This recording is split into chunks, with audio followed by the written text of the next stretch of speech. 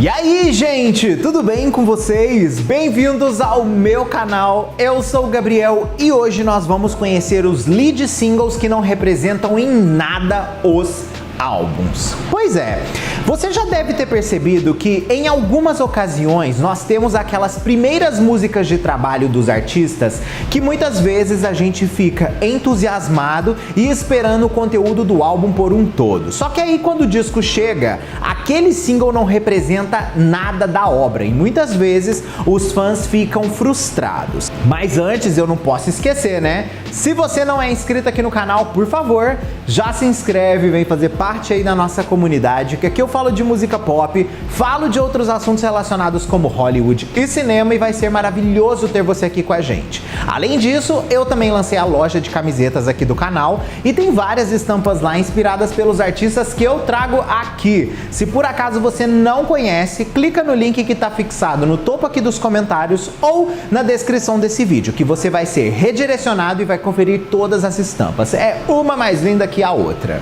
Bom, vamos começar com uma artista sumida aí, né, que é a nossa querida Rihanna. O lead single do álbum Anti dela, conhecida como Work, foi uma música amplamente amada pelos fãs na época, tanto quanto pós o seu tempo, mas que de certa forma não representa em nada o conteúdo do disco Anti. Essa música veio como um feat ao lado de Drake. Ela foi lançada no dia 27 de janeiro de 2016 e recebeu críticas mistas após o seu lançamento. Algumas pessoas elogiaram a composição de Rihanna e a decisão dela de retornar a algumas fórmulas anteriores que ela costumava fazer na sua carreira. Já outros foram um tanto, vamos dizer assim, céticos quanto ao potencial dessa música, principalmente levando em consideração que era um retorno para Rihanna. Com o passar do tempo, essa música acabou agradando muito mais do que a gente imagina. Na verdade, essa canção é vista como um dos clássicos da carreira de Bad Girl Riri. Além do grande sucesso da faixa, a música foi incluída em várias listas de final de ano e indicada a 2 prêmios no Grammy Awards, Gravação do Ano e Melhor Performance de Pop Duo Grupo. Essa música conseguiu chegar em number 1 nos Estados Unidos e se tornou o 14º single número 1 da carreira da nossa querida Bad Girl Riri. O caso é que quando o álbum veio, de fato nós notamos o porquê da Rihanna ter optado por essa música ser o primeiro single, assim como também o porquê do conteúdo do disco Anti ser como foi. Esse disco é muito visceral e é muito verdadeiro ao que ela é como artista. Work basicamente foi escolhida como lead single por ser o resultado mais perto do mainstream que aquele álbum conseguia ter. Então vamos dizer que assim, no final das contas valeu muito a pena. Só que as músicas após Work mostraram que a Rihanna também daria muito certo fazendo música indie. Então vamos dizer que assim, o Anti foi literalmente um fenômeno muito pouco esperado. Agora uma bomba! Me, da nossa querida Taylor Swift.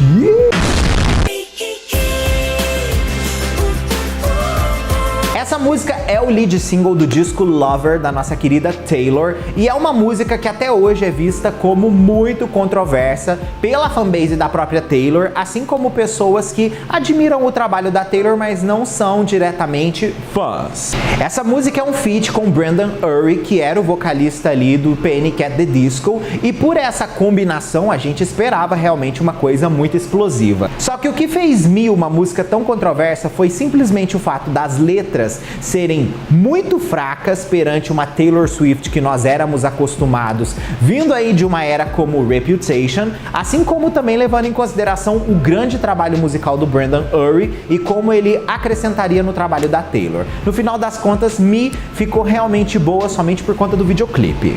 A música conseguiu uma estreia no número 100 da Billboard Hot 100, antes de dar um salto para o número 2 na semana seguinte, quebrando o recorde de maior salto em uma semana na história do gráfico.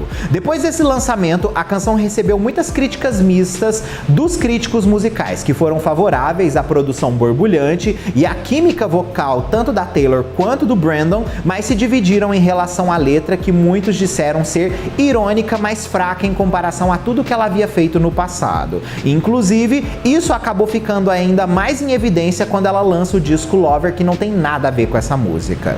O disco não segue a mesma linha boba da música Me. Na verdade, o disco se prova muito mais foda do que a gente imagina. Musicalmente falando, ele é um disco que mantém a essência da música eletrônica que a Taylor vinha fazendo desde o 1989, mas é um eletrônico bem diferente do que a gente testemunhou tanto no 1989 quanto no Reputation. Então vamos dizer que, tipo assim, é uma terceira via que ela optou aí. Por isso o disco se tornou tão impressionante. Mas quando a gente coloca Me como o primeiro single de um disco tão impressionante, a gente não consegue entender o porquê dela ter escolhido essa música.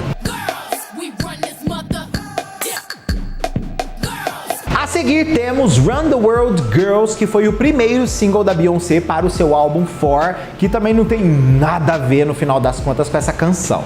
A música tem referências de eletropop e R&B com samples de Pon the Floor do Major Lazer. O título e a letra são assumidamente agressivas e promovem o empoderamento feminino na sua linha mais forte. Nos Estados Unidos, o single conseguiu chegar na posição 29 da Hot 100, mas ele se saiu muito melhor internacionalmente, ficando no top 10 de diversos lugares. O caso é que essa música funciona muito dentro do 4 quando a gente analisa o contexto discursivo dela, não exatamente o estilo musical que a Beyoncé endossou. Só que depois a gente entende muito quando ela comenta um pouco mais do álbum, o porquê dela ter optado por essa linha bem diferente do que ela havia feito no passado. Se a gente pega o I Am Sasha Fierce, a gente vai testemunhar um disco muito coeso, e o 4 não tinha essa proposta. A Beyoncé realmente queria uma música diferente da outra, mas que elas se alinhassem através da narrativa, e ela conseguiu fazer isso e entregou um disco que realmente tem o seu potencial ali, muitas vezes mal visto pelas pessoas, porque o 4 realmente é um disco que tem canções incríveis, assim como ele tem umas bombas também, né? Qual álbum não tem? Cá entre nós. Agora, uma outra bomba nuclear que foi lançada como primeiro single e que até hoje eu não consigo entender o porquê, foi a música Give Me All Your Lovin', lançada pela Madonna para o seu álbum MDNA em 2012.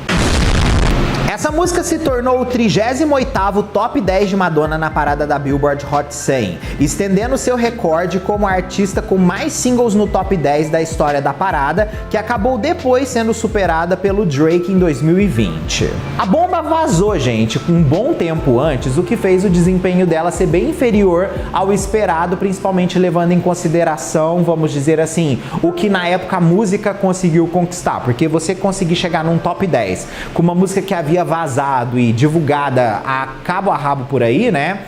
Mostra exatamente o poder do Super Bowl, né? Como as pessoas não estavam sabendo do vazamento, como tudo ficou bem numa bolha, e o lançamento oficial da música e performance fez ela ir cada vez mais longe. Só que quando a gente pega essa música e bota ela dentro do álbum MDNA, que já é uma confusão cá entre nós, né?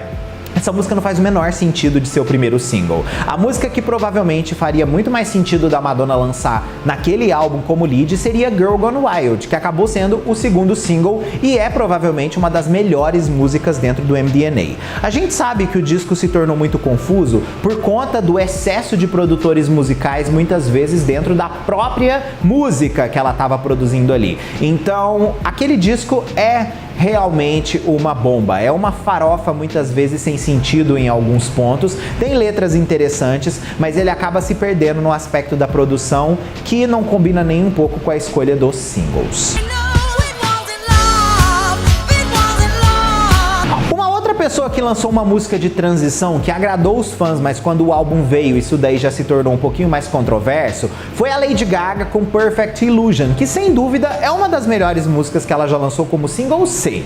Ela foi lançada como download digital no dia 9 de setembro de 2016 pela Interscope. Comercialmente, a música alcançou a posição 15 na Hot 100 nos Estados Unidos, bem como entrou também numa série de outras paradas subordinadas dentro dos Estados Unidos e outras mundo afora. A música é uma espécie de dance rock onde Lady Gaga despe de toda aquela, vamos dizer assim, personagem que ela no passado havia feito. Só que quando a gente recebe o álbum Joanne, literalmente a gente percebe que a música Perfect Illusion é uma Perfect Illusion, porque na verdade ela se trata muito mais de uma música de transição que ainda tem um K-pop comercial, mas leva a gente para uma coisa mais neutra da Lady Gaga, porque quando a gente recebe o álbum, a gente tem essa situação de estar neutra muito mais amplificada. temporada. Então vamos dizer que assim, o disco Joanne não é tão bem representado pelo single Perfect Illusion. Se fosse para escolher uma música de trabalho que descrevesse mais esse trabalho como um todo, Million Reasons seria a música perfeita, que inclusive se tornou o maior hit do projeto. Uma outra pessoa também que tem uma música grandiosa, que inclusive é uma música que eu preciso dizer pra vocês que é provavelmente uma das melhores que eu já ouvi na minha vida, é Green Light, da Lorde. Essa música foi lançada no dia 2 de março de 2017 como lead single do álbum Melodrama. Nos Estados Unidos, o single alcançou a posição 19 e conseguiu receber uma certificação de platina. A música foi amplamente aclamada pela crítica musical após seu lançamento, com muitas respectivas listas de final de ano colocando ela no topo. Essa, sem dúvida, é uma música fan favorite da Lorde, mas quando a gente coloca ela dentro do Melodrama, a gente percebe que ela é também a música mais comercial do disco e que ela não mostra pra gente, de fato, o que aquele disco vai ser. Obviamente, a gente ficou muito mais surpreso pelo conteúdo do álbum quando a gente ouviu ele como um todo. Sim, até hoje ele é visto como o melhor álbum que a Lorde já lançou. Só que uma coisa que não tem como discutir, Green Light não tem nada a ver com aquele álbum. Essa é a música mais up-tempo dentro daquele projeto, ao lado de Perfect Places, que também se tornou single em certo ponto. Mas quando a gente analisa o disco como um todo, ele é um projeto mais dark, ele tem sim influências eletrônicas, mas ele é muito mais mórbido do que a gente imagina. Green Light realmente é uma coisa que leva a gente para uma atmosfera nova de Lorde, tanto que todos os fãs até hoje pedem para que a Lorde faça um projeto inteiramente dance, bem baseado em Green Light, porque eles amaram a forma que ela fez ali. E vale lembrar que ela já tinha feito mais músicas up-tempo no passado, principalmente no seu álbum Pure Heroine. Bom, obviamente existem muito mais outros álbuns pra gente poder discutir aí que tem lead singles que muitas vezes não fazem o menor sentido dentro dos álbuns, mas eu quero saber de vocês. Quais são esses e suas opiniões sobre os que eu acabei de citar nesse vídeo aqui? Quem sabe eu não faço um parte 2. Fechado? Ó, um beijo, a gente se vê no próximo vídeo ou na próxima live nossa. Aí, tchau!